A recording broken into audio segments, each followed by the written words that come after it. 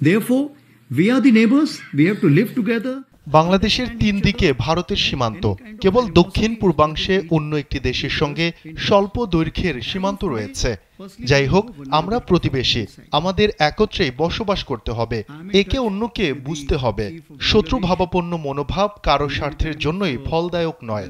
সম্পর্কের ক্ষেত্রে এখন পর্যন্ত কোনো পক্ষ থেকেই শিথিলতা দেখানো হয়নি। ক্ষমতার বাকবদলের সময়টাতে আমি বাংলাদেশের প্রধান উপদেষ্টার সঙ্গে ধারাবাহিকভাবে যোগাযোগ রেখেছি, এমনকি 24 নভেম্বর ভিডিও কনফারেন্সে আমাদের কথা হয়েছে। There is no let up on that side. The only thing is, as far as the joint exercise which is carried out, সামরিক সহযোগিতার বিষয়ে বলতে গেলে এটি আগের মতোই বৃদ্ধি পাচ্ছে। আমাদের কর্মকর্তারা এনডিসির জন্য সেখানে গেছেন।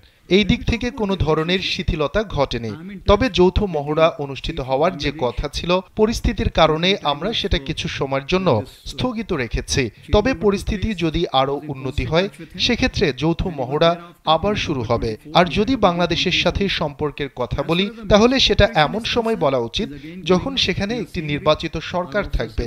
তবে এখন পর্যন্ত সেনাবাহিনীর সাথে সম্পর্ক অত্যন্ত ভালো এবং নিখুঁত রয়েছে। So as of now, the relationship is with the military is well and perfect.